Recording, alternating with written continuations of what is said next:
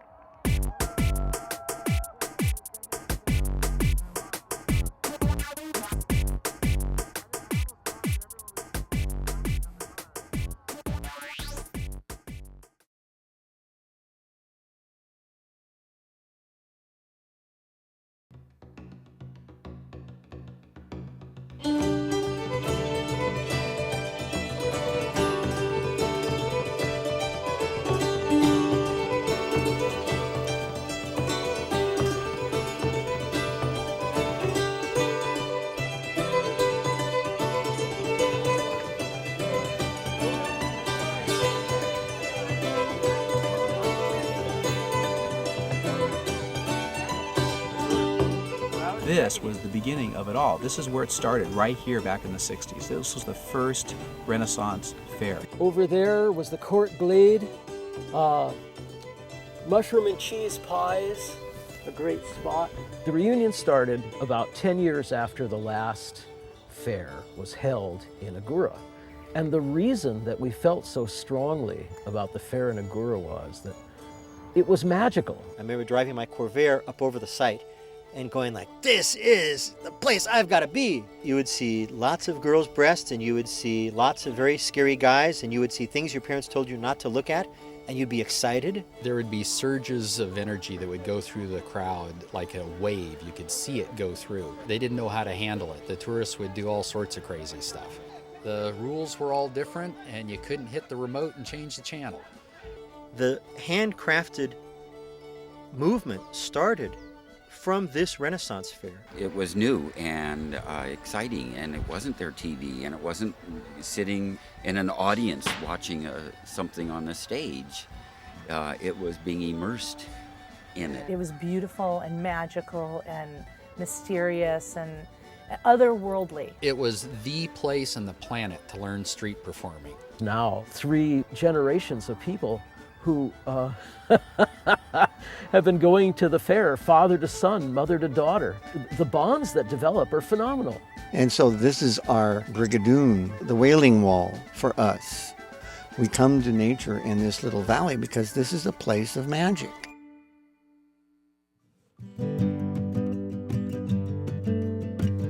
The first official year at Haskell's Ranch was in 1963, and it was just a one-weekend affair.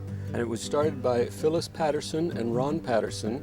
Phyllis Patterson was a teacher at that time. Ron Patterson, as I recall, was a graphic artist. As far as Renaissance fairs, Phyllis Patterson is the Bob Dylan of Renaissance fairs. She was the first. She came up with it. She wrote "Blowin' in the Wind." Phyllis had this idea of doing a class project and a little play. And then they approached KPFK for spreading the word. They ended up going to Paramount Ranch, and I think that was 65. But the Pattersons started claiming, well, but it was our idea, it's our concept, and it's ours. And eventually they went to court to wrest it from KPFK, and KPFK basically said, this is bad publicity, we're wasting our time and our money, and they just gave it to the Pattersons.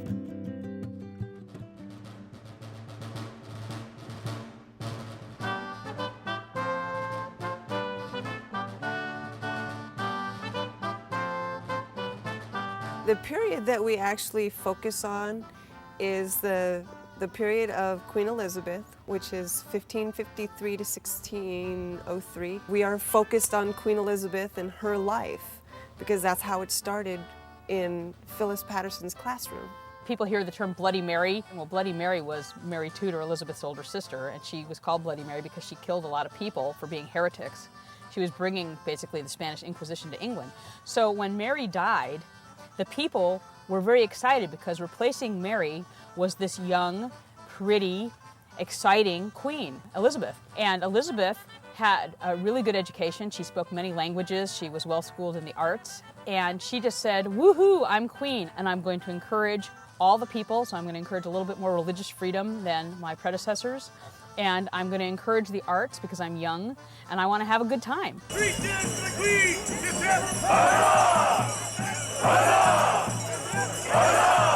Back in the Renaissance period, you'd be lucky if the Queen would come through your village. Not everybody gets to meet the Queen, not everybody gets to see the Queen.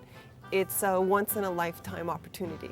So for the Queen to be in our village today, on stage at 3 o'clock, it's a big deal. And everybody gets charged and everybody gets excited and, oh, it's the Queen, it's the Queen, it's the Queen.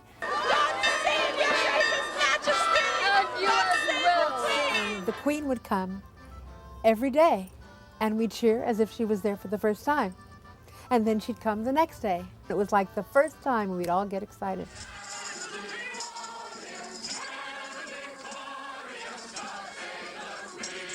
The few people that played the Queen, they were the Queen all the time. It was like, oh my God, the Queen is in our back booth.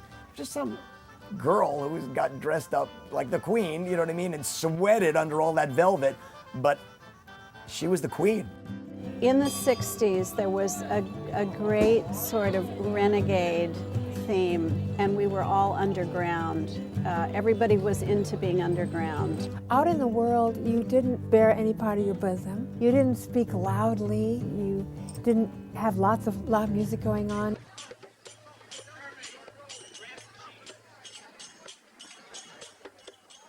On that first day, I was very shy.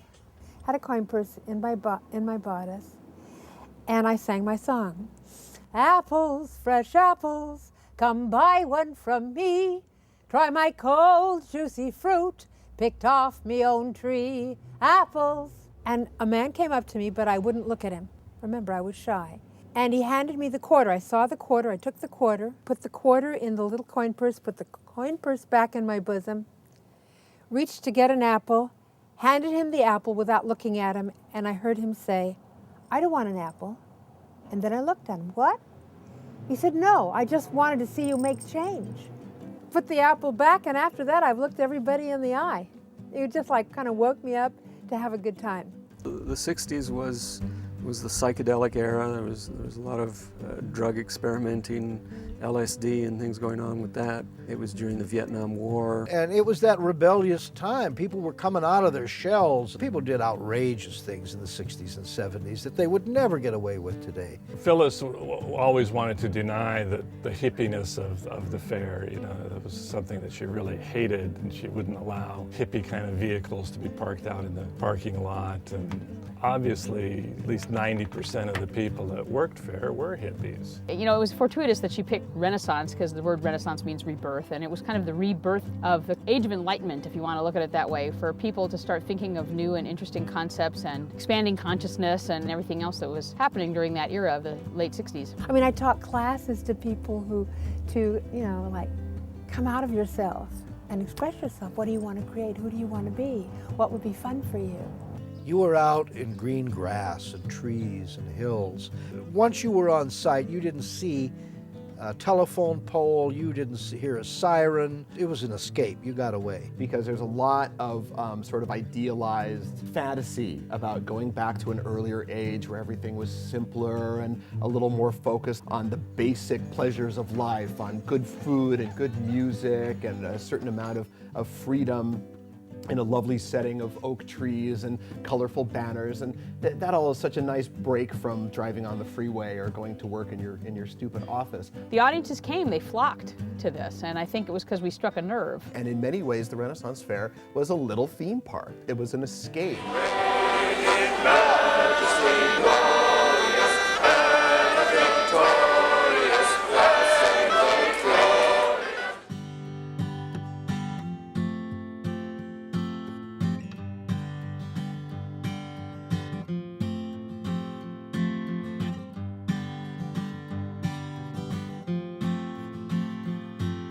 The basic setup of the fair here in California is that Southern Fair is your springtime fair, and you celebrate the spring and everything that comes along with it, the life and then renewal and everything. And then when you have Northern Fair, which is in the fall, that's when you celebrate the harvest and you get ready for the winter and all of that. And so we just happen to have one in Southern California and one in Northern California. You know, you hear Southern and Northern, it's not like a rivalry like the rivalry between San Francisco and Los Angeles. The people who do them are the same people, and we all consider ourselves part of the same community. And a lot of the people who are involved in this community are also involved in the communities of other Renaissance fairs in other parts of the country. And so as people leave our community because they move to other places, they're carrying it with them like seeds, you know, and they're sprouting those seeds elsewhere. Now there's 1 or 3 Renaissance fairs in every state. It just blossomed into the Renaissance fair phenomenon.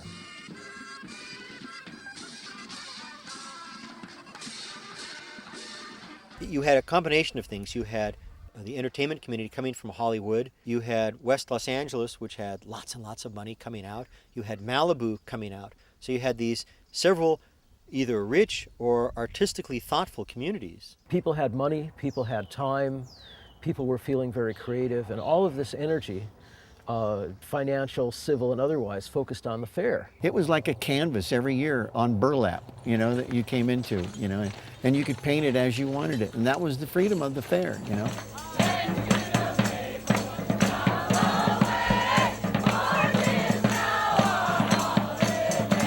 The customers would actually start saying thee and thou and prithee and start using the terms we used. Good day to thee. The fair be wonderful, and don't forget to see the Queen. And you'd realize these people, this was very important to them. They were going through changes, life changes. You know, people quit families and jobs and joined the circus, so to speak. It evolved into another world, essentially, that people could go to and create their lives anew. And a lot of people were so happy in their created lives that they changed their names to their fair names, they married their fair loves, and in many cases completely changed their lives. I know that when I first came here, I was 29 and had 3 kids, so I brought my whole kids. They had never been camping, and one day I said, we're going to the fair. And I bought a van, put them in it, went out and started living at the fair. It was like, hey, Dad, this is nice, but where's the store? We never went to summer camp. We went to the fair. So we did learn roll your leg over. We never learned kumbaya. Fair brat has become a term for any kid who grows up in the fair. They're a fair brat. A lot of people call them fair brats because they are typically brats. Because brats used to just go wherever they wanted to and barge into your back room and eat your food and take your stuff. I remember my kids were like really little, and they would pick flowers from the garden. I said, I'll tell you what you do. You go up to people, you go, would you like to buy a flower for a penny? Well, of course, these adorable little kids in their Renaissance costumes, nobody gave them a penny, they gave them a quarter, they gave them $1. One day I came in, my daughter's doing puppet shows with a sign, $1 for a puppet show. And I looked around, and there's a crowd, and they would come back with bagfuls of money. You know what I mean? They learned these early hustles, how to get along in life, which translated into their later life. All you pretty much get is your family, you know, and you grow up. But at the fair, it was like, you know, there was 200 or 300 people that were your family, you know, that cared about each other. So this is my legacy. This is my grandchild. You have some soccer moms, and you've got Boy Scout moms and Girl Scout moms. Well, I'm a fair mom, and my kids were raised at fair. Yeah. My grandchild over here, she's a 4th generation fair brat. I think she's the first 4th generation fair brat that we have at fair, who's had 3 women before her participating at fair, you know. There's more people I like in my life at the fairs than anywhere else, because it is a family show and it is my community, and I wanted my son to have that. I wanted him to know where I'm from and where he's from. It was a lifestyle. All of a sudden, the Renaissance Fair started permeating everything in my life. So we planned the birth of our children so their birthdays were to be at the fair, because I always knew I was going to have money for birthday parties and presents, you know what I mean, for my kids. So one of them was born the day before first weekend, and the second one was born the day after first weekend. And this is probably one of the highest levels of education of carnies you're ever going to see, because we're kind of like that, but we're not. were kind of like pretend carnies. It's a weird, bizarre, hippie kind of people that look like they would be homeless. You know, bearded, toothless, ragtag people that come back no matter what they do in their life at the fair. There's something special. We really all did become a family. And I think that was probably the best part of the fair. The family that we became and that we are now.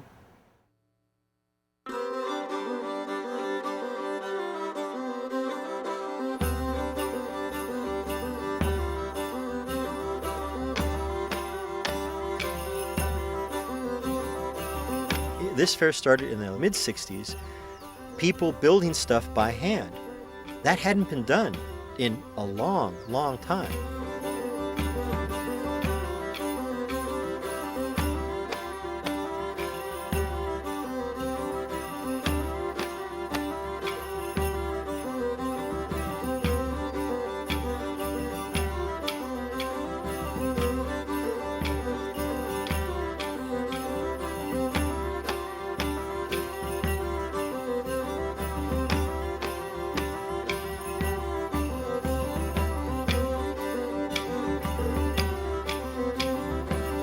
Direct relationship between artist / craftsman and audience, which was a very important thing to promote. In the early days too, it was common that the booth people would be working on their craft at the booth. You had to make your own stuff. You had to be here selling the stuff that you made. It had to be quality merchandise. And they would inspect everything, and if it wasn't something nice, they wouldn't let you in here. At that time, we had so many customers coming through the gate, and it was so vibrant. I thought I was going to be an engineer, I thought I was going to be a psychologist, and all that fell by the wayside because I'd found something that was so alive. I wanted to become one of those people who created, who followed their heart, followed their dreams. I sell ladies' clothing. My wife was the clothing designer to begin with. Jessica was a fabulously talented designer. The booths would be filled with one-of-a-kind work, and people would come out on the first weekend and clean us out. And I was the guy behind the scenes who made it all happen, who built the booths, who marketed the work. In 1982, she passed away rather suddenly. I was heartbroken. My purpose behind the booth is to bring out the goddess in a woman. I've seen people walk in dressed as real estate agents, and then looked over a few minutes later and they're in an outfit and they're dancing. They're in front of the mirror, you know, having this great time. For me, I keep in mind that the money is what allows me to keep doing what I love doing. If I'm happy, then that tells me I'm doing things right. All right, then you know there's a bit of a boring part where I have to hold it in and warm it up. So we'll start with that. You have to have your booth up to certain standards, so you can't really cheap out. You have to make it look right, and you have to make it look good. I have a very limited amount of time to carve this candle before it gets too cold, and it will crack when I carve it. And you have to physically build it and tear it down, and you never know at the beginning of a fair whether it's going to be a good year or not. And you've invested money and more importantly, heart. I do recommend that you burn it at least once or twice, because if you do, everywhere that I've cut through, it will glow. This is driven certainly much more by spirit and by wanting to be here and wanting to be together, wanting to be with people that you know and love and do what you love, rather than the dollar, definitely.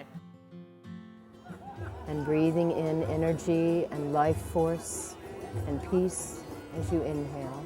Some years people seem needier than others of healing and you know, inspiration and wisdom. And sometimes, yeah, I don't know, it just depends. It's remarkable, after 40 years of reading, I'm still in awe of what comes through me. And it really is, it's kind of, I just lend myself to the higher information. I see a major shift. The Wheel of Fortune is the outcome, which is a turning point in your life. I mean, I have thousands of strangers passing through my booth, and there's their story, you know, laid out, what they need to know at this specific time that is going to help them the most in their life. It's there. It's hard to make a living, but it's my life work. It's like, I always have just enough. never have more than just enough, but I always have just enough. I'm your classic Hollywood stuntman.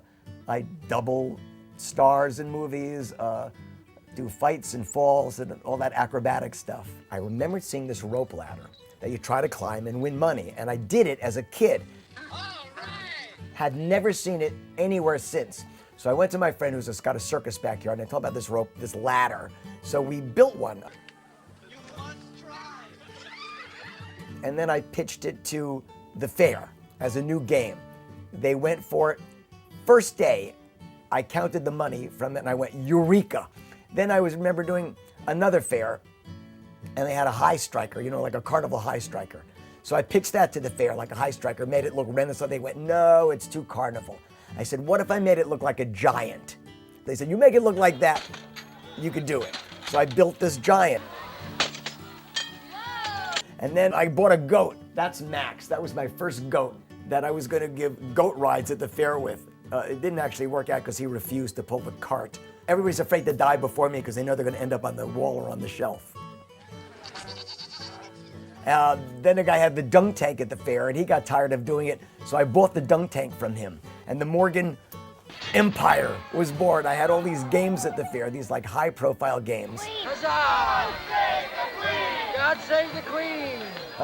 Martin Sheen was like my older brother. So when I did the Faire, Martin used to come to the Faire all the time. So when his son Emilio got to be like 12, I used to take him to the Faire, and he wanted to work for me. And then he would bring his Malibu neighbors to work the Faire, like Sean Penn.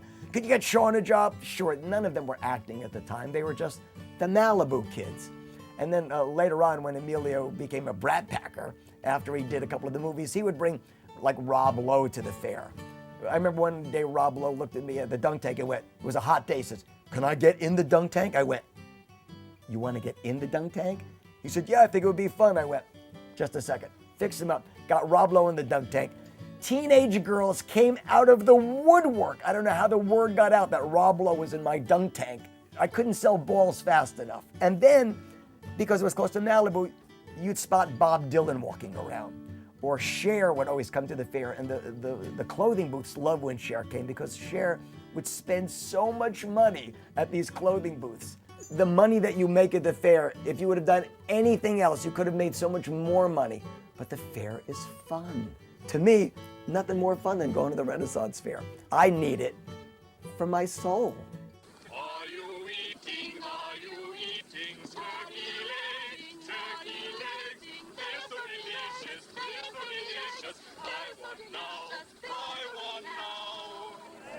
Captain Clothing for sale. Dicey, yo! Ice cold succulent ices. Javelin toss here. It's not hard to win. All you have to do is pick it up and stick it in. $1.50 on $1 to $10. A small price to pay for such happiness.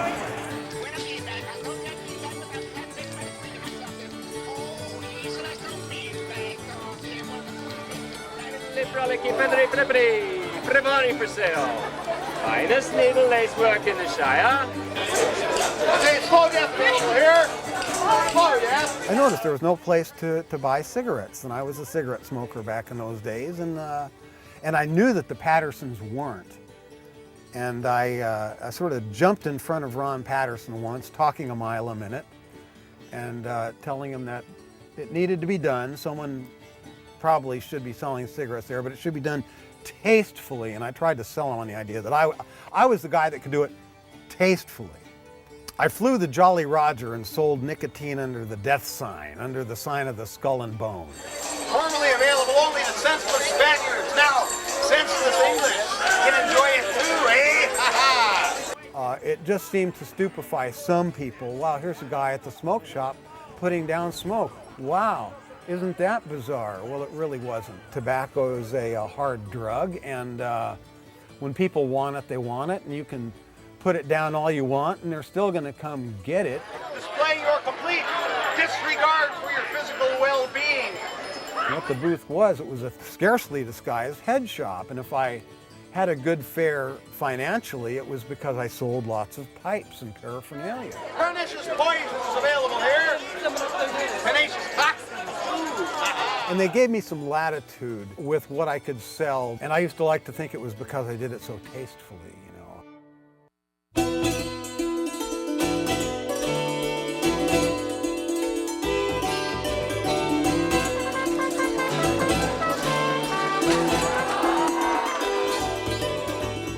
As I understand it, jousting became a sport around the 1400s, and by the age of the Tudors, it became the equivalent of the NFL. It was the big deal, and with a lot of WWF in it as well.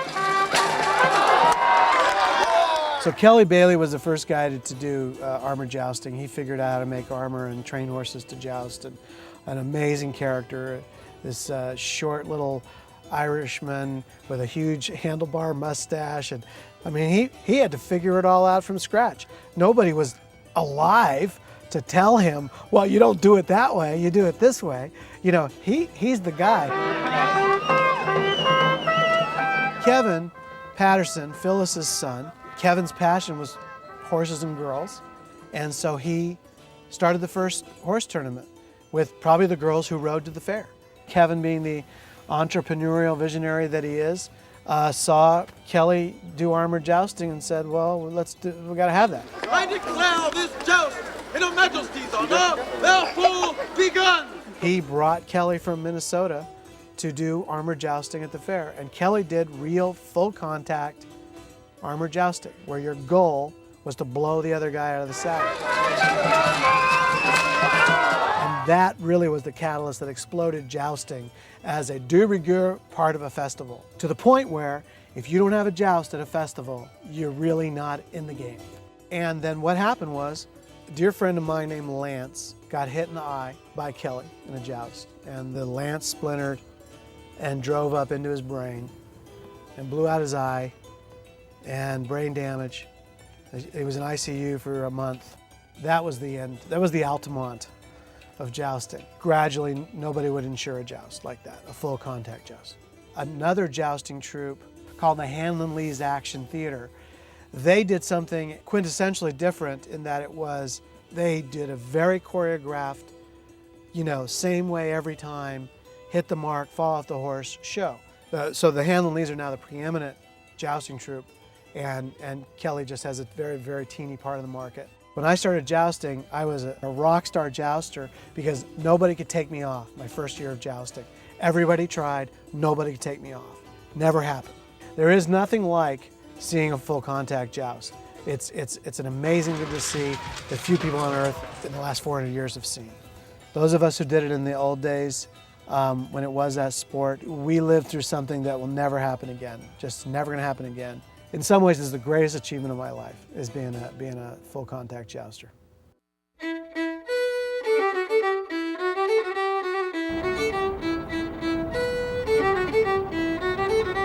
I'm a teacher, not by trade, but just because it happened. If I'm going to set something up in another time, I'm going to work it around education. And these holds, at least the upper holds, would be stacked 6 to 10 deep with bunks for Marines. And they all got seasick. It's what we kind of call the Vomino effect. I was the son of a World War II hero, a B-29 driver, my late dad, and I always had an interest in military history, so Renaissance just let me loose in a field that I was ready to play in. First went to Faire in '82. He had a geeky outfit with a big old fantasy sword, and that's where this collection just started going. The big German weapon, the Zweihander, the old can opener, the mace. You want to make people ooh and ah, you talk about rapiers at the end of the 16th century, and then you go, ooh, ah. It's Renaissance bling bling. So in German, this doesn't say anything nasty. It actually says, from God with love. So if you're going to send them to heaven, send them with a blessing. Had a whole lot of background in history, so how can I use that in an entry-level military character? His name is Father Anders. He is a Lutheran chaplain who kind of got dragged into the military. He caught the eye of Elizabeth I, who talked to his emperor. His emperor went and did a terrible thing and made this crazy Lutheran the ambassador to England. So There's a continuing character story all the way through since 1987 for me.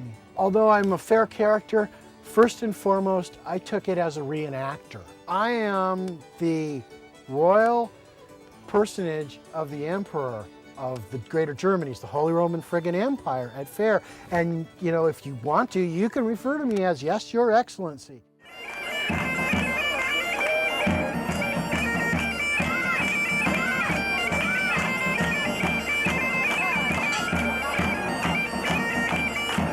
Phyllis had a lot of people that were willing to act and were willing to be participants just for the fun of it.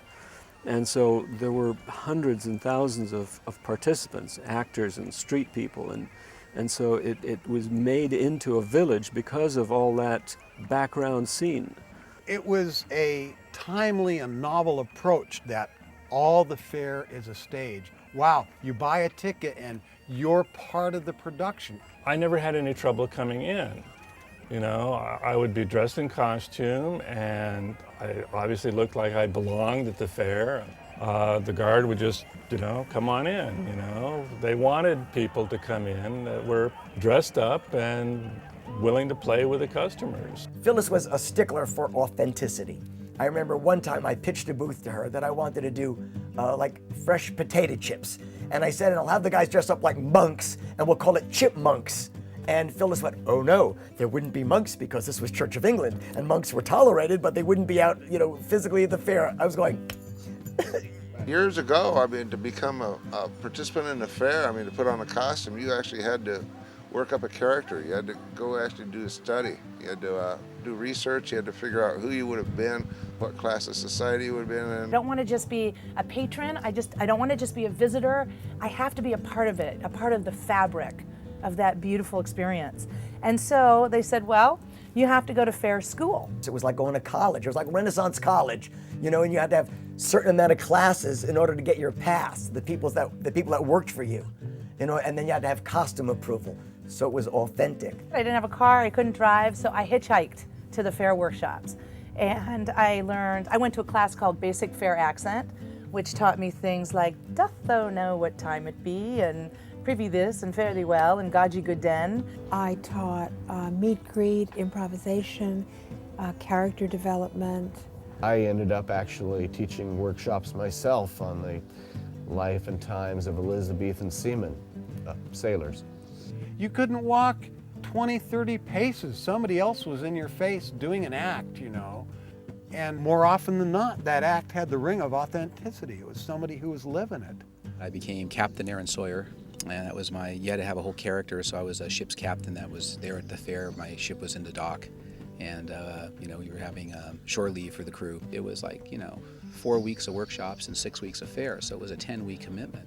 Phyllis started out as a school teacher, and this was her classroom, and she was the principal. She'd walk around the booths, and you'd get like demerits, you know, where's your hat? Tell that worker to put her hat, you know, put the hat on.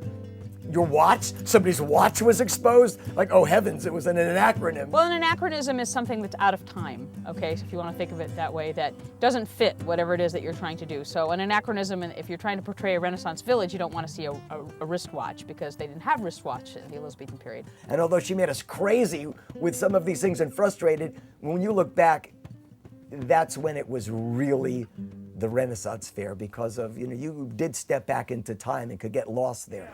Raise your voice and raise your cheer for the Lord Mayor!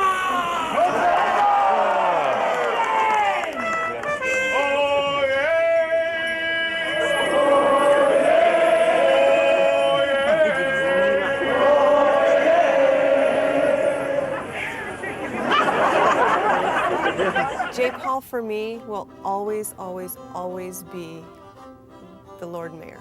He is the mayor of the village. He is the #1 guy. Travelers from far and near, welcome to the 21st Annual Pleasure Fair! Well, I would say from about 1967 or 8, whenever it was I started, until 1989, I was playing theme characters. I played Robin Hood, I played Sir Francis Drake, I played the Lord Mayor, Captain Sir Tristan Hawkins, and I wrote other shows and was in those shows as well. Spring is born anew, and pleasure fair returns to the oaken wood. During the day, when you're in that environment, you're in that frame of mind, and so you're thinking that way, and you're like, it's the mayor. If you go to the fair to participate in the interactive theater, then these people really are the roles that they play. I mean, I came out of LA City College, which is a highly disciplined technical school of acting. You raise your eyebrow on the same syllable of the same word every night, and you cross left and pick up the pen every evening. Well, this theater that we were beginning to create was totally improvisation, and it could go in any direction at any time because you were involving the guests, the audience. You might turn to somebody and say, good, my lord, hast thou seen my pig? Now this leaves the guy open to say something. Now he might say something, he might not say something. So you had to learn to improvise around whatever you were being fed to play with. But you're only doing it for a moment or two, and then you're off and away. And no one bit that you do does the trick. It's a cumulative effect. And by the time they've been there for about a half an hour, they've gotten the idea that it's okay to play. In those days, you could walk with your sword down the street, and if you bumped into somebody, and I go, I pray your mercy, me lord, and he'd go, we'll have to settle this with steel, and I'd pull out mine, we just, and big crowds would gather around. We're just sailors dragging this rope through the fair, and we'd lay it down, unroll it out on the road, and then grab people to help us. You'd say, here, pull on this rope, get over here, give us a hand, give us a hand. Don't you want to win? We didn't get paid by anyone, and there was no charge. People would give us money, we'd throw it on the ground. The whole goal was, if you don't help us, what's wrong with you? This doesn't cost you a penny, not a penny. Come and help, come and help. So we'd grab people. If you didn't actually take part in the tug of war, nothing happened. The things that we were supposed to do were to create scenarios in the street so that as they were going from one event to another, there was something happening that put them in the center of a moment in that time. How old are you? 12. Oh, marrying age. Search for a man. Find a man with good teeth who is obedient and has money.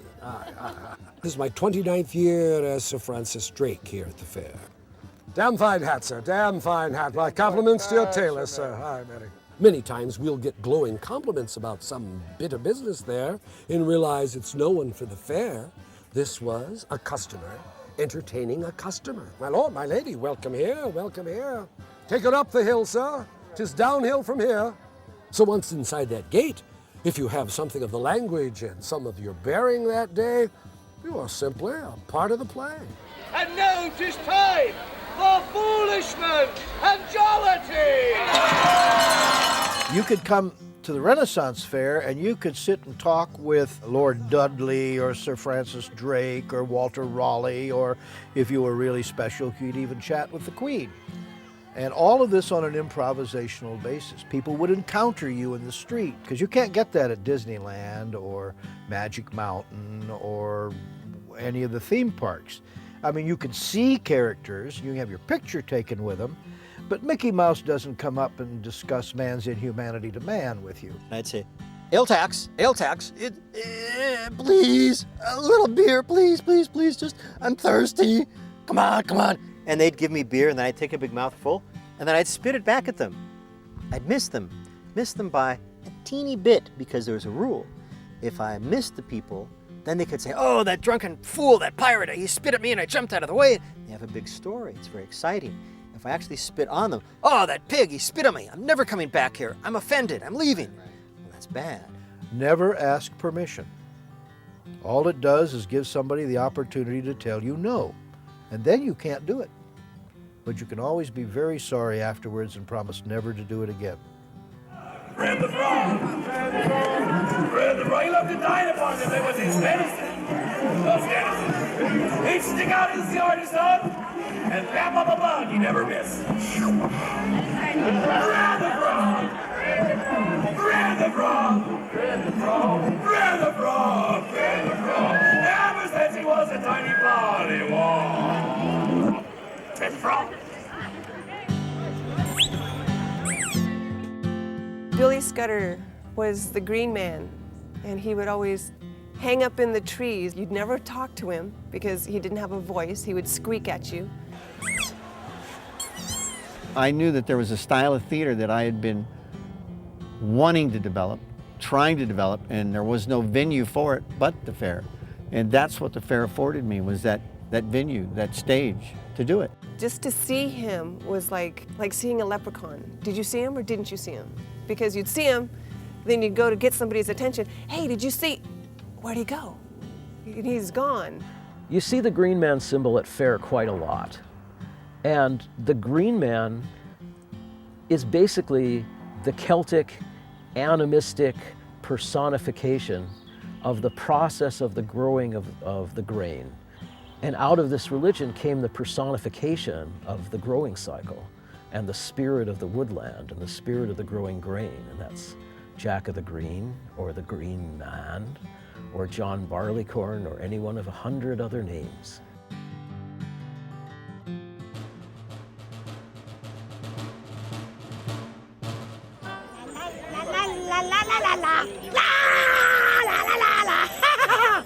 The fool in Renaissance society was part of the royal court, who would entertain the royals and entertain the king. You have a jester hat. Well, the three-pointed one is symbolic of the donkey or the ass's ears and tail. And I wear my tail over my face. That tells you something about me. Which is a dicey thing because, you know, the king liked to be entertained and he very satirical, but you could piss off the wrong person and end up executed.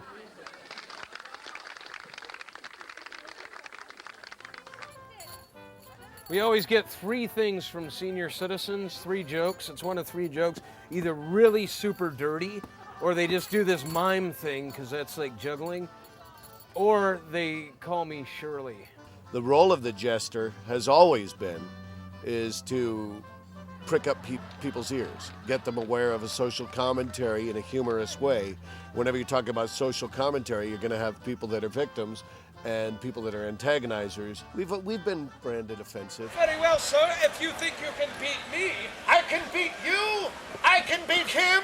I can even beat myself with one hand. Dave and I are juggling fools, and that's what we do for a living. We only do that. We don't have normal jobs. Now, David, this is a good crowd. I feel like this core group is like family. Yeah. Cold and judgmental. You see, part of what comedy is finding that fine line. The line of good taste. Which is, you know, often bends a little bit. If there isn't someone who's pissed off by the end of you doing your show, then you're not really doing your job. Sir, you can take your hand out of your pocket. I'll do the entertaining now. He's feeling a little cocky. Well, there are many different ways to figure out what the audience likes, and one of the most direct ways, you're passing the hat at the end of your show. If you make $60 with only 70 people watching, that's a better show than making $200 with 600 people watching. At this point, I challenge thee to a game of skill.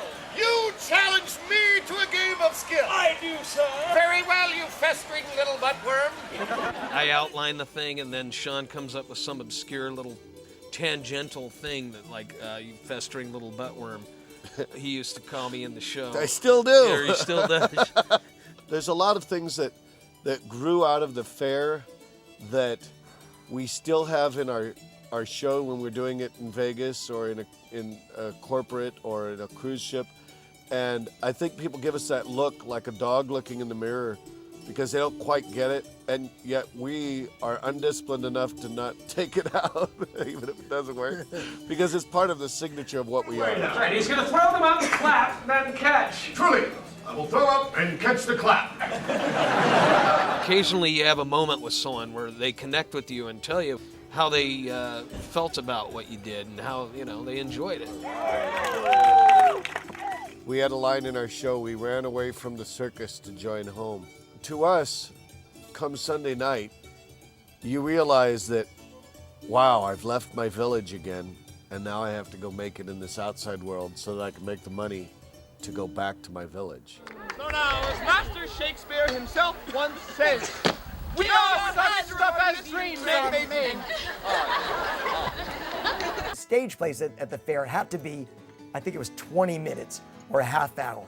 You couldn't do a full Shakespeare play, so reduced Shakespeare whittled down them to the essence of the Shakespeare shows, and they did Hamlet and Romeo and Juliet, and they would do the whole thing in like 20 minutes. I saw it as a great opportunity, not only to bring Shakespeare to the Renaissance Fair, which the Renaissance Fair needed, but I wanted to see if we could actually get and hold the audience's attention for half an hour, which at the fair was a very difficult thing to do. It was hot and dusty and noisy, and not really a very good opportunity to have a really good show. Much ado about nothing, Benedict doesn't really like Beatrice, and Beatrice doesn't really like Benedict, but in the end they end up married anyway. This is in utter contrast to Taming of the Shrew, wherein Kate and Petruchio hate each other's guts, but end up married in the end and live happily ever after. If you have a show that's fast and pacey and there aren't any dead jokes in it and everything goes over and it's polished but feels loose and fun and the people like you, that translates so directly into dollar bills. And as soon as any one of those elements fall off, you can almost feel the cash register going clicking down a notch as with each joke that you miss. And now, the moment you've all waited for. Hamlet, king of... Oh, I see Billy and Bobby and Susie and John. And for their encores, they would do it in 2 minutes. And then they would do it even faster. They would do the entire play in like 1 minute. And then they would do it backwards. Very well, we shall do it backwards. Try to go do it backwards. They would do the 1 minute version of a Shakespeare play backwards. It became a phenomenon. You think? But as an end result, ended up in something that had been so tinkered with that it was able to go beyond the fair and actually start to have a life outside of the fair. They started writing the plays down, and it started to be picked up outside the fair. High schools and colleges would start doing reduced Shakespeare's thing. And then they went to the Edinburgh Festival and became a big hit. And then they did it in London, and reduced Shakespeare became famous. They got really big. They signed an open-ended contract with the West End in London. So, yeah, they kind of outgrew the fair. Oh, yeah. I know. There you go. I used to be a cabinet maker. I was making really good money. Decided to open my own private cabinet shop. I ended up about the same time doing more and more shows with the Birds. Pretty soon I was going on the road for 6, 8, 10, 12 weeks at a time. I just closed up the wood shop, and for the last 15 years, the Birds have been my sole source of income. You too, everybody at once, come on. Well, Gypsy was my friend, and I ended up taking him to Faire. One day, as I was making Gypsy roll over and do somersaults, a guy stuffed a $5 bill into my tankard. I had that Edison moment. I could come here to the fair, flirt with the girls all day, and make enough money to pay for it. Well, it was the hobby that became the career. There you go. He'll take coins, silver, loose stones, jewelry. Just don't offer him a penny. This is where the expression penny pincher came from. There were what they called the St. Dismas, the Pass the Hatters, which was the variety acts. The jugglers, the magicians, the bird show, because they didn't know where else to put me. In the old days when a girl was busting at the seam at 22,000 people, many of the people that were passing the hat successfully in those days were making more than many of the paid actors, because the tip scene was so good in those days. Children, please, do not do this with your parent at home. Use the cat. You would do a show, and it would literally, not only every seat would be filled, every space on the ground in front of you, 10, 12 deep behind you. Hello, Gypsy. What sayst thou, gypsy? She said hello. After hello. How are you? That's right. Really, if you really wanted to make good money, you needed to have a stage time, and you wanted to have a stage time in the sweet part of the day from like 11:30 to about 2:30. Because before that, they weren't drinking and they weren't tipping, and after that, they were too drunk and they weren't tipping. We'll be on the Romney Camp stage in about 10 minutes. Foul tale, and the foulest thing you'll see today. At one point, if they give me any trouble at all during the show, I tell the people, those of you that believe I'm forcing these birds to do this have no concept of what's going on up here. Our names be Cock and Feathers, magical mummery madness, with a tale of wizards for to tell, of goodness against badness. You know, we need a name that's kind of hip and yet Renaissance, but kind of dirty. And I said, yeah, something like Cock and Feathers. And we went, yeah, something like that. We'll use that until, we get up another name. So we're still waiting. There's sort of a sexual entente to it. We didn't get it ourselves, but yeah, I pulled it out of my Elizabethan butt. Yes, it was cleverness and maybe a little risque, but in the early years of this group, it wasn't really X-rated at all. I kind of left this group when it was starting to transition into the really rowdy, really obscene, X-rated kind of feel.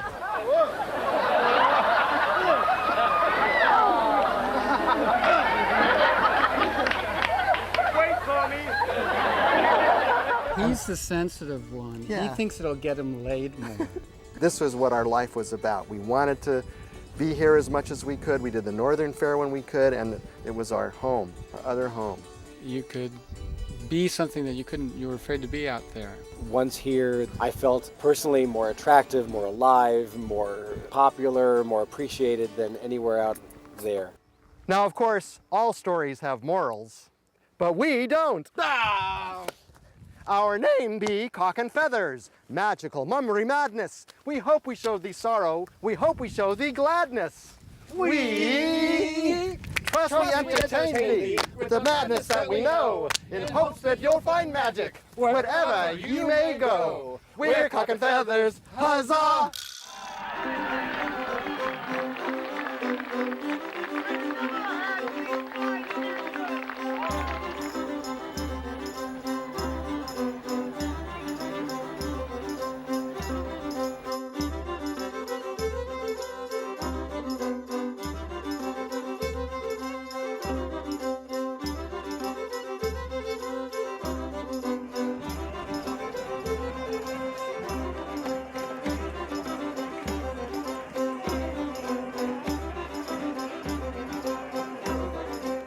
Work all day in 105 degrees temperature and 70 pounds of leather and velvet doing your bit, and you finally come to the end of the day and you don't want to go anywhere. It's 4 o'clock in the afternoon. We're done with our shows, and it's time to run out there and find some of the people that we affected and intermingle with them off stage now. It's kind of like the wet noodles.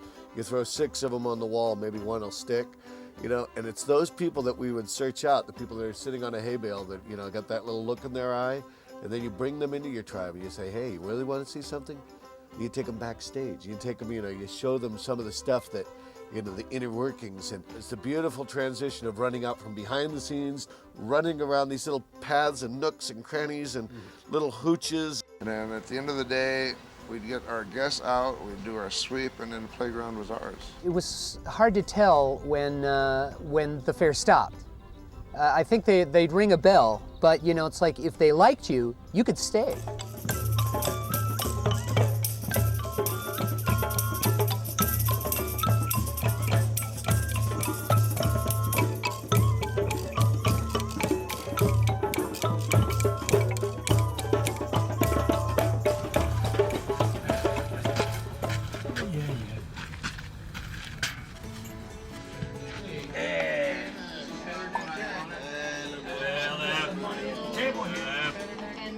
The same $100 has gone around the table for 30 years.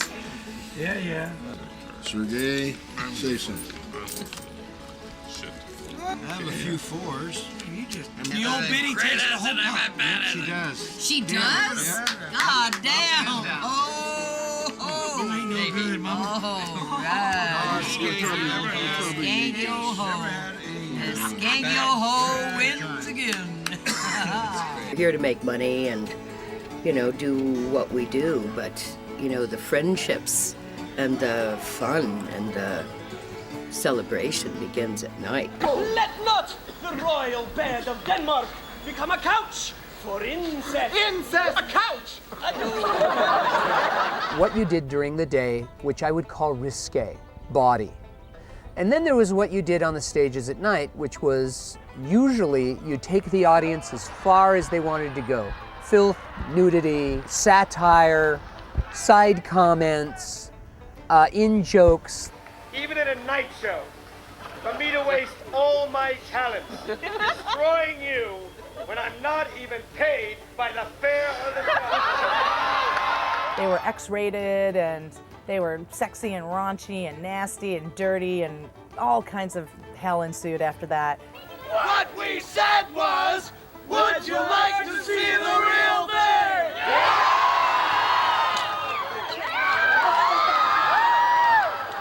If you wanted to sit and talk, you'd go to one place. If you wanted to drink and dance to a certain kind of music, you'd go to another place. If you wanted to drink and dance to another kind of music, you'd go to another place. The main gathering place always was Don Brown's Coffee House, the Mullahs. That was the place everybody went after hours to hear music, to dance, to get crazy, to drink coffee and stay up all night. And then you picked up the next day and you just ran. He had this vision of making like this cool little coffee shop, and he put a stage up. Belly dance music would go on for hours and hours with various women getting up and dancing. I think my first coffee house at the Renaissance Fair was 74 or 75. Well, I started, you know, looking for what I was going to do beyond playing music, so I started making little musical instruments, you know, and I'd sit and sell them. And the other thing I'd do was I'd be making Turkish coffee. A friend of mine, referring to Don Brown, she said, he's not just playing at being the mullah, is he? He really is the mullah, isn't he?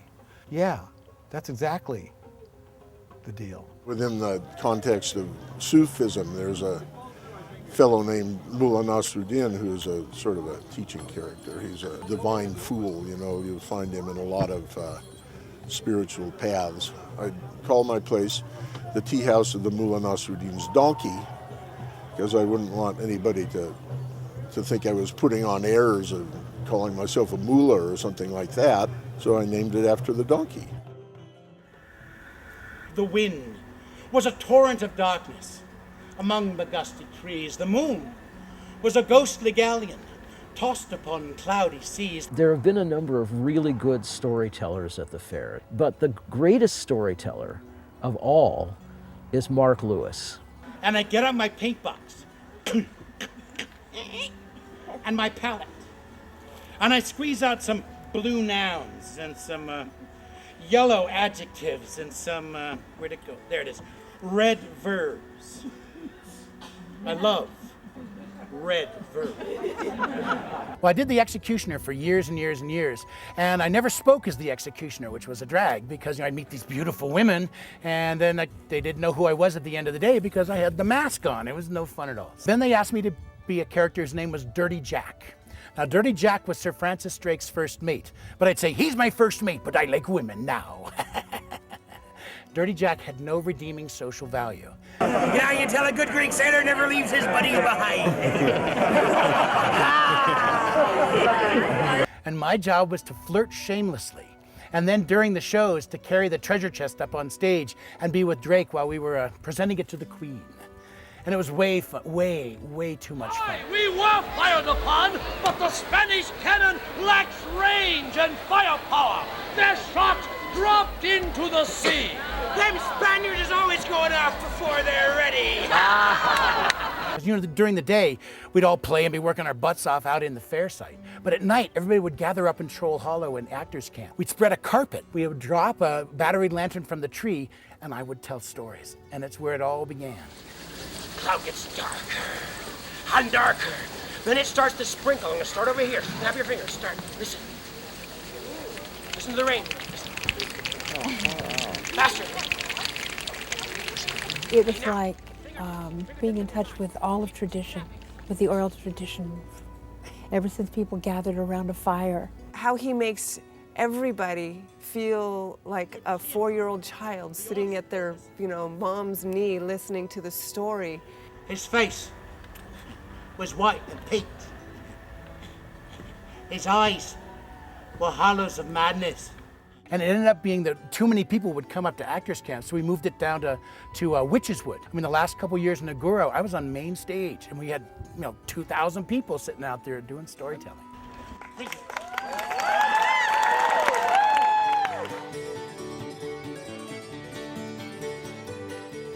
Well, the lure of the night scene, and you always hear you're up at the front gate when people are leaving, and they're saying, "Yeah, you guys are getting ready to party," and I hear it's an orgy.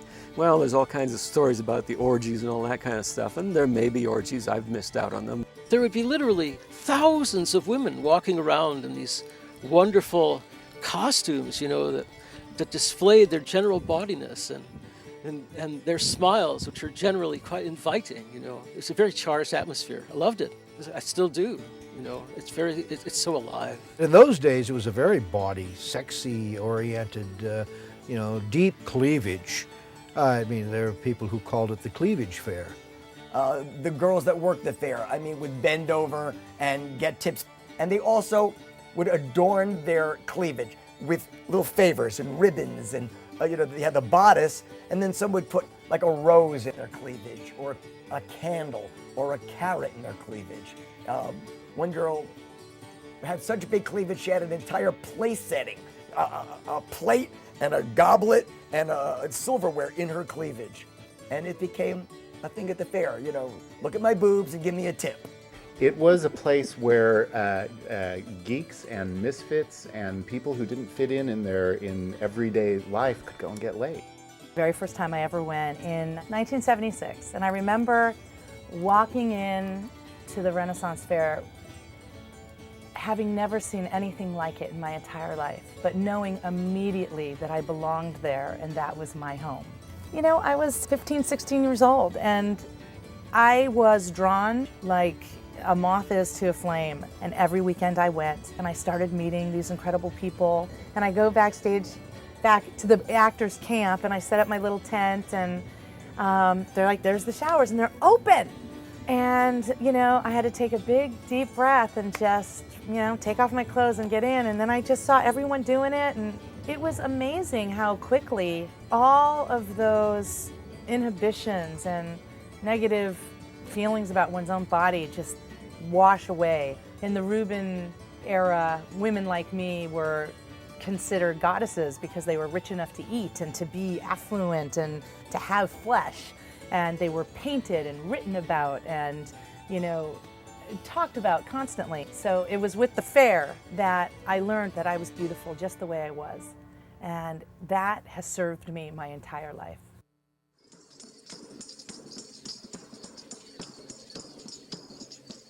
The fair started in the 60s, and the whole drug culture, I think, made the people want to get dressed up in silly costumes and really thought they were a peasant or a royal. In those days, in the early days especially, it was all acid and marijuana, and everything was very calm. And everything was very expansive. There was always dancing. There was a time when it was pretty loose. There was actually a time when you could order your drugs over the radio. Frankly, it was stupid. They weren't the good old days. Then we were just too drunk to know better.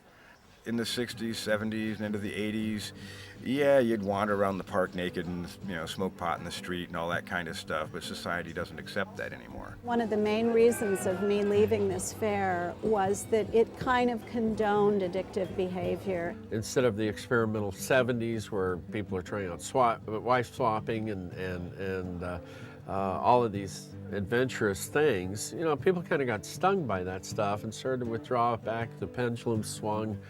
In the early 70s, then cocaine was starting to make its appearance, and you know, some people referred to it as the emperor's new clothes of drugs. You know, it was early on. People, does this shit really doing anything except cost a lot of money? And then there were AA meetings at the fair, and all these people that kind of got stung by it. I don't want to paint the wrong picture, but it was time for there to get back to a certain amount of personal responsibility. It was in danger of reeling out of control. Me, it was a hard road to discover that I was an addict, and I loved drinking, and I liked hard narcotics. Much as I attempted to keep that side of my life away from the fair, toward the end it got more difficult, and things were going to have to change radically, one way or other. There is plenty of really bad examples about what you don't want to do with your life. Quit college, cut the soles off your shoes, and join the circus maybe.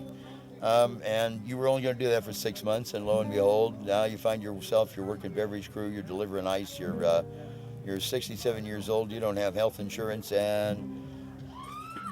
but then maybe it's also a case of what the fuck, I'm having a good time, I don't care. Well, I woke up one day about, I don't know, 10, 11 years ago, and went, oh my God, I'm too old to die young. So all that's really left is to get really old, and the shit I did trying to die young means I'm not.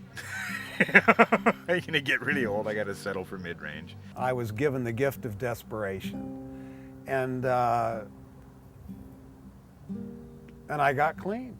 And in fact, I was very apprehensive about coming back to the fair after I was clean 6 months. And I brought a couple gals with me that were also clean, and I introduced them as my bodyguards, and people go, ha, ha, ha, ha, yeah, you know, and little did they know how serious I was about that. Any day on the right side of the grass is a good day, and why analyze it beyond that?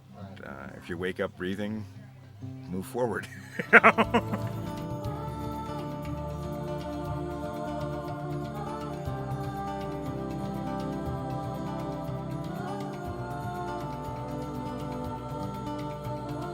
For many, many years, the Southern Fair was conducted at the Paramount Ranch in Agoura, California. And the ranch was owned by the Wizen family. The guy who owned it, I believe Art Wizens was his name, kept asking us to buy it. And we didn't have the money, and he found a developer who would buy it. In 1988, I believe, we got the call saying that the developers had decided to move, and that they were starting to develop the land, and that the bulldozers were at the fair site starting to destroy everything. And the developer bought it and said, I'm going to tear all this stuff out, build a golf course, put houses here, and you guys get lost. They came with the bulldozers and they destroyed the whole fair site. It was gone, you know. Well, karma has a way of getting people who do things like that. And the chief developer guy who owned the land was killed very shortly thereafter in an airplane crash. And that kind of killed his whole development deal, etc., and paved the way for the land to actually be purchased by the Santa Monica Mountains Conservancy. And made it a federal parkland. They said, well, this is a historic site. If you guys come out here, you're gonna like dig holes in the ground to put sumps, and you're gonna drive trucks across here, and you're gonna cut down some of the trees, and you're gonna change it, and we can't allow that to happen. This is a historic site that must stay as it is. So the California show ends up, the originator, the original, the one where it should be happening the most, ends up being a temporary tent show where there must be 50 fairs around the country that have permanent sites with huge, beautiful booths and banquet halls. And so the property's still there, and we're still visiting this many years later.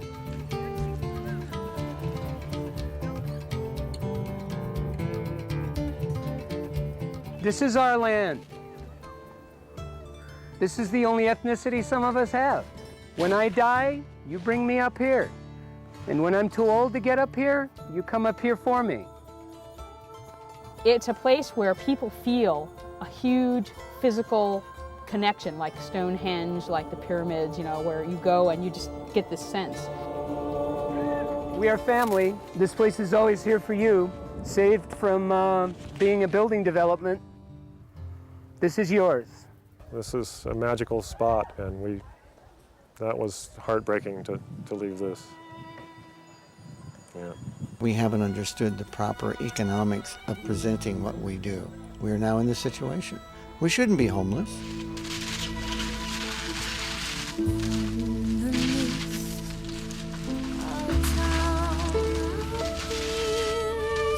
City of dreamers, a story of you. She is no fool to us. We danced upon her back. Pleasure's a teacher, so is pain. He broke my heart, she fixed it again. Well in my cups, naked I've danced. Welcome the blessings of the trance. Met goddesses warm and yet made of the night. Fragrant embrace, divinity.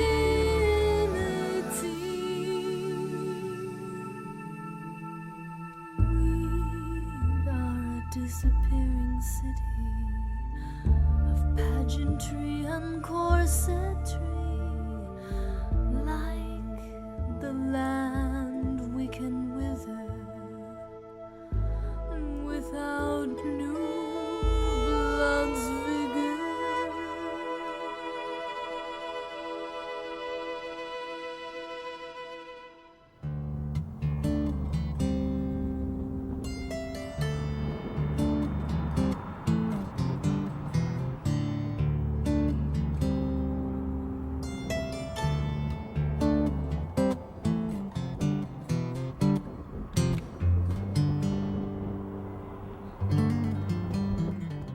Patterson's went on to have the fair in Devore at Glen Helen Park. I'm sensitive to feeling, okay? I know it sounds very mystical, crystal-y, and I'm really not that kind of person, but I'm telling you that the vibe was not there. One time when one of the actors was bringing out a chastity belt, and his bit was to try it on, you know, and approach women and ask to try it on. And he was doing that at San Bernardino, and some of the San Bernardino sheriffs were not too happy about it, and the chastity belt was put away and never brought out again. I mean, it used to be think nothing of going through the fair and pitching some girl on the butt as you went by, and usually they would go, woo, and they'd turn around and, oh, that was great. Now they'll turn around and go, well, you filthy old man. He had Witch's Wood, and the San Bernardino religious community kind of got offended by that, so Witch's Wood was moved to the back of the fair instead of being at the front of the fair where it was at first in San Bernardino. And they didn't like the readers, so the readers would cut back. The fair has to attract customers, and various people made decisions about what is it that brings people out to this fair. Some thought it was, we need to make this a family show because there are lots of children out here. Some people said, we need to do exit polls and listen to what the customers say and make the fair more like what they're asking for. My personal view was that was a mistake, because that's led us to the fair we have now, which is bland and going to the masses. The fair in general was toned to play to families so that we could better accommodate these folks in the Inland Empire. But as soon as you say, well, this is an event for the families, you've changed what sort of things are reasonable and what things are allowed to be done. As the idea that this needs to be a family event to make more money, as that happened and the energy went down, people who provided that energy stopped coming to the fair and the quality changed.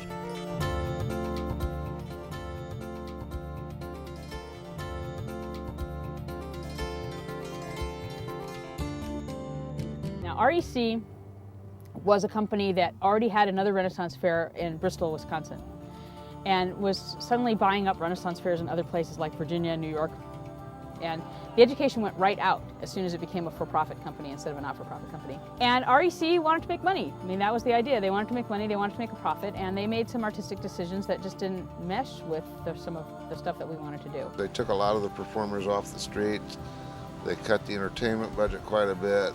They felt that they didn't really need to support as many of the parades and guilds of military and dancing troops and musical groups that were here. They were very lucky in the very beginning because it was such a unique and amazing event that people who normally would be doing this for a living and getting hundreds of dollars a day just came and gave and gave. And unfortunately, when you got people giving, you kind of think you have it coming. I went through all of my old videos. What's the difference? What changed? What is this? Trying to figure out what have we lost? What I determined was that we had ceased to think of it as our fair. We didn't want to watch our fair die, and so we pulled out, and we had to go. And we were getting angry, we were getting bitter. But we were told to tone it down a bit, and we had a real hard time with that, you know. There is that. Well, it got to a place where they weren't going to pay me. They decided that I do this for fun. And well, when you have a wife and 2 children and a mortgage and car payments, and when reality hits, you can't do it for free anymore. So I just couldn't play. It's natural for people to get older and for things to change. I was too old to be the Lord Mayor's wife with a young Lord Mayor anymore, or they wanted to make a casting change, and that was their right to do so, so it was time for me to leave.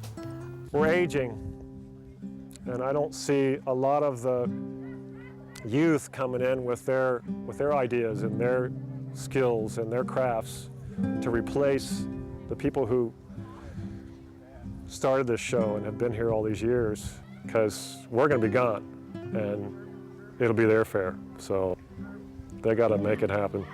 And I look around now and I don't see as many troops behind me as I used to. It needs some new blood. It needs some young kids that want to feel the magic of performing and entertaining and pleasing a crowd. There you go, grab 3, play for free. If you want to learn, speak to me. Sean Laughlin is teaching this young kid to juggle, and this kid had talent. This guy was doing 4 balls. This kid was doing 5 balls. And Sean says, kid, you can actually make a living and do this and have, a pretty wild life if you want. And the kid looked right at Sean and said, do you rent or own? Everything changes. Life changes. There's nothing that stays the same. You either clutch really tightly to it and it shatters, or you watch it drip through your fingers and it's different and not the same.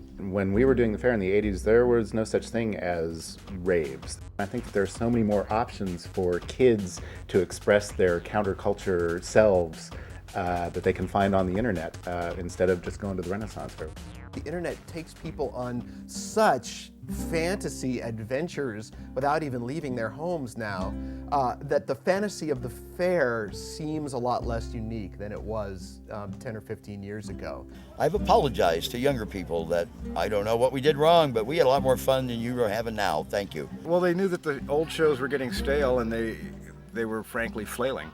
They were grabbing at anything that looked like it might be a market. Or, well, everybody likes him. Well, they'd like Led Zeppelin too, but that's not really what we sell here,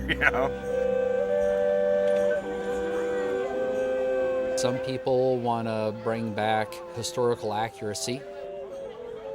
Other people that say, okay, well, maybe we should bring some country fair energy into this and some Burning Man energy into this. What that is to try to get an edge back, to try to get the vitality back into it. It doesn't matter what form it takes. What counts is the creativity. That's why Burning Man is so immensely successful, is because it's all about the art.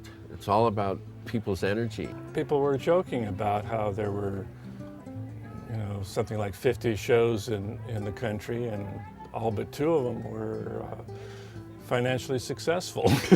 The 2 being the 2 California shows.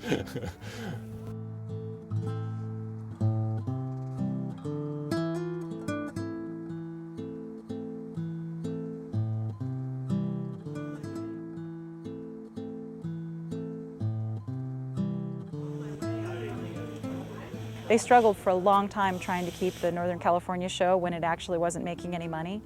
And finally it got to the point where they just couldn't support it anymore, and they didn't think that it could go any further, and so they dropped the show. They didn't give people a chance to set themselves up mentally for saying that this was the end. I mean, they just cut us off after giving us this dangle of hope that we might be able to save it. And so I think that, more than almost anything else, spurred on the people that picked it up and ran with it, because they weren't ready to say goodbye. I couldn't sleep at night knowing that we just let a fair slip through our fingers that we could have saved. You know, those people have to feed their children, pay for their cars, pay for their houses, and this is how they do that. A lot of them, this is their livelihood, and to not try to resurrect it on our own terms was a sin. We said, screw that, we're going to pick it up and we're going to run with it.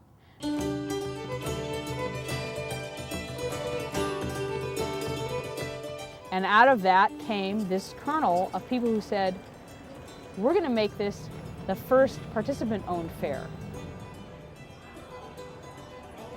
And we went to the craftspeople and we said, you know, give us your percentage up front that you used to pay REC. And we will give you shares in the company, so you're part of the company and you'll be able to vote on what goes on, and we're going to try real hard to put on a fair. And the craftspeople rallied and sent us money, and that's what paid for the fair. The community is the one that's making the decisions, you know. They vote the board of directors in. They get to raise their issues and stuff with everybody and say what's going on, and that's very different from any other fair anywhere in the world. We got everybody on a level playing field and dealing with each other as humans, and I think that was the biggest step that we accomplished. Notice my list of notes gets smaller every year. This is my little piece of paper for notes to tell you guys. A lot of people, they either love me or hate me. I've either destroyed what everything the fair should be, or I've helped it into its next incarnation and rebirth. People can't really decide which, so I'm either, you know, this side of a god or the devil. We're actually gonna make a policy off of this vote, so I would like for you to participate. How many people would think that we should charge $5 for the gateless? Please raise your hand. Can somebody count? Whether you like Lisa or you don't like Lisa, she's kept it alive. And if there isn't somebody willing to keep it alive, then the playground is gone for all of us. Basically, I don't know if y'all noticed, but we cut a week off build and the crews are ahead of schedule. We're actually doing really well. We can bitch all we want about where the fair has gone, what the fair was, but at some point you gotta do it yourself if you're discontented.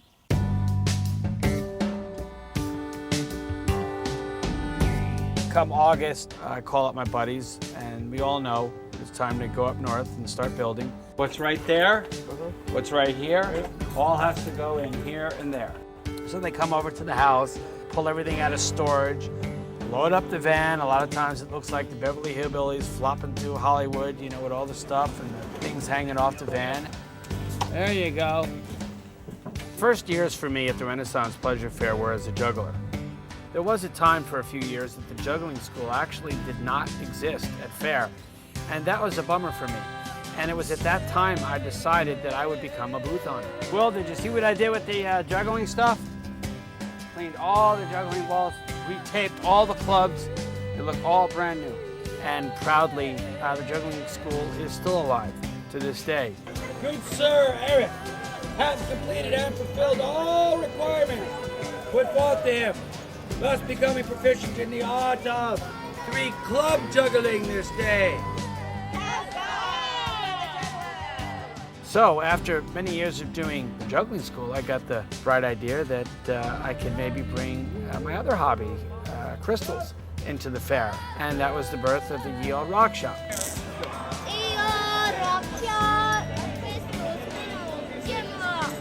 The end result is selling goods. That's not why I do fair. The process of leaving town, going on road trips, meeting with friends, meeting with community, all that's what I call the process, is the purpose. The process for me is still there, so I keep going. If the Renaissance Pleasure Fair, as I know it, fades, so will I. So will my process that keeps me alive as an artist. Because I can't really pay you guys, I did want to give you something, so I was trying to think of what I could give you that was the cheapest possible thing that would cost absolutely no money, but yet would have a value that would mean something. And so this is what I got you. No, all of you guys. Right. I know. You're right. That's great. Is this not appropriate? That is perfect. Absolutely. Because I know everyone uses them now.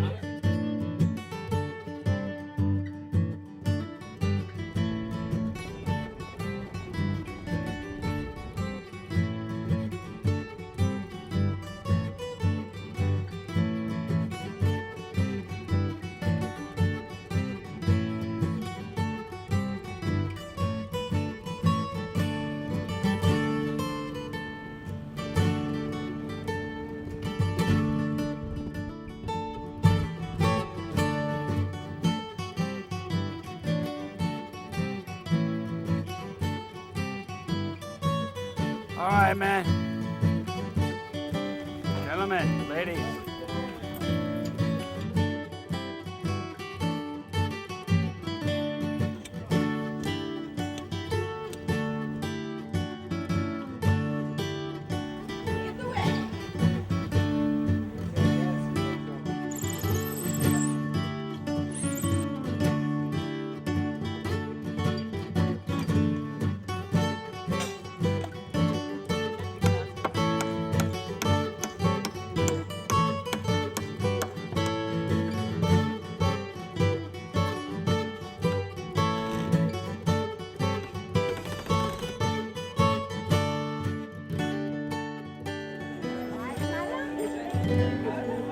A lot of people have told me that they get the feeling, the old-time fair feeling from Gilroy.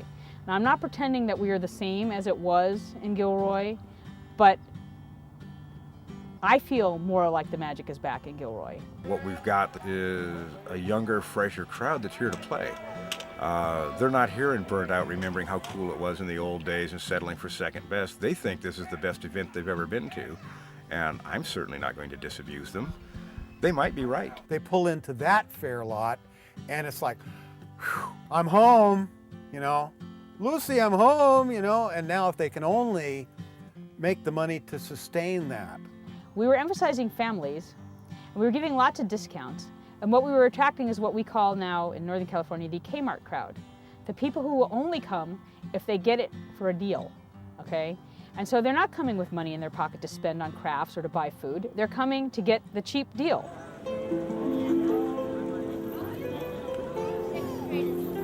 At Northern Fair, we made a different decision. We said we're not going to cater to the Kmart crowd.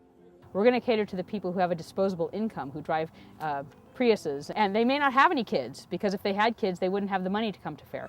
And we're going to cater to the people who are going to buy the $150 goblet and the big expensive sword. Because we're not catering to a family crowd at the Northern Fair, we can be a little bawdier. Throw on a table and bang her sober. Throw on a table and bang her sober. Throw on a table and bang her sober. Early in the morning. Because we're not trying to gather families. If the families come, that's fine. We have things for them to do, but that's not our emphasis. We want the people with singles. We're looking for singles or couples that want to have a good time without kids. That's what you do with a drunken barmaid. That's what you do with a drunken barmaid. Early in the morning. The idea that it's a rebirth, so we're giving birth to something that's new and different, kind of like the phoenix rising from the ashes, and that's our theme from our Northern Renaissance Fair too, is the phoenix rising from the ashes of the previous regime. With a jingle bang, jingle bang, jingle bang, jingle, jingle bang, jingle bang, jingle hi-ho.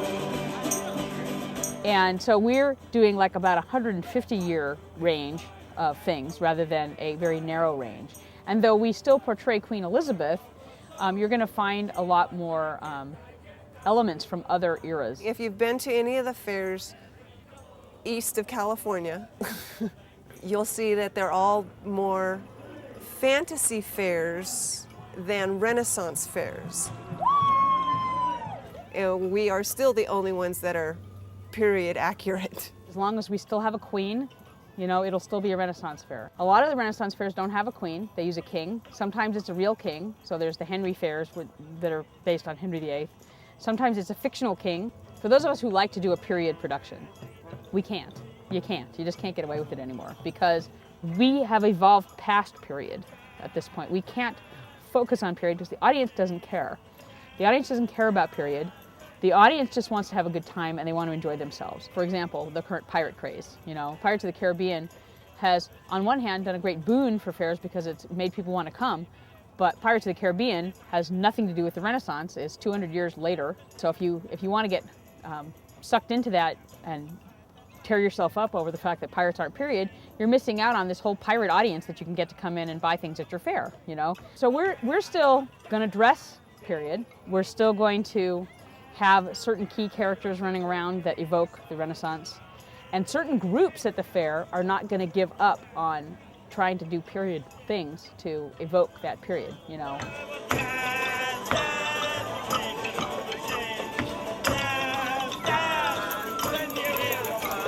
Around them is going to be this maelstrom of things that aren't period, you know. It's just going to be that way.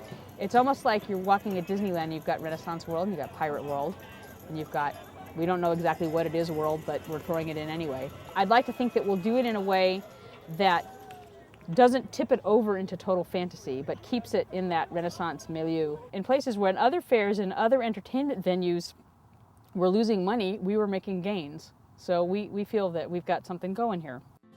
These are prime male ostrich wing feathers. These come from South Africa, where they've been raising the birds for over a century and a half. They've been breeding the birds just for the feathers. They're so sensuous, you know. I love these feathers. I've been dyeing these feathers for 26 years. But I just really got good at dyeing feathers in the last 10 years. Everything in this shop is manufactured by us from the ground up, except growing the feathers. You know, everybody talks about, oh, no, it's nothing like what it used to be. And it's not, but it is, too, you know. I mean, the kids are still having just as good a hunky time as I ever did. I actually come for the people. If it wasn't for the people, I would not be at Faire. They're my Faire family, they're my Faire friends, and I love them all. I never knew how bawdy and wild it was, right? It just is how it is to me, you know, and I love it. And there are people here that I only get to see once a year that are people that I love, that, you know, they're the reason that I come here. This is my community. It's a lot of fun. I have a great time here. I come here to escape from the 21st century. That was the beauty of the Faire. Still is the beauty of the Faire, is it pulls you into the world. And the best fairs still do that.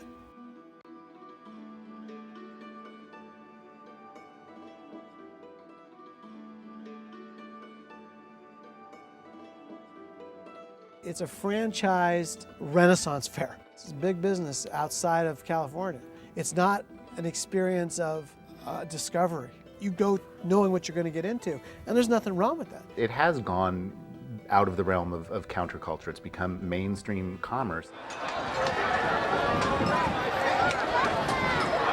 You can go to a golf and stuff and spend the same amount of money and get an enormous return as far as entertaining your family goes. What you want from a Renaissance fair is you want romance, you want laughter, you want amazing food that you've never eaten before, you want an interaction with somebody else that turns you from just a schmo that has walked through the front gate into a member of the cast. There are people that spend their entire day, their entire week, without their foot ever touching anything but an artificial surface. So the presence of dust on their shoe may be more of a revelation than any stage show that day. So this touch with the woods, this need for a dramatic and yet natural setting, is as much the attraction of the fair as anything. By the look of us, we have become larger and larger and distanced ourselves not only from our sensuality, but from each other in this world. In the outside world, my mother is very conservative. She still is when she's here, but here people are all flirting with her and they give her a good time. She has fun and she feels beautiful and she feels paid attention to, and that's important. Our society needs it. In this high-tech computer, cell phone society, we need to get just back to the roots of just playing in the dirt. Even with the qualities that the fair is now, it is still, in some ways, so much more exciting than the outside world. There's still so much color and vibrancy, movement everywhere, flags, banners, ribbons. It's still a magnificent place to be. It's good mental health.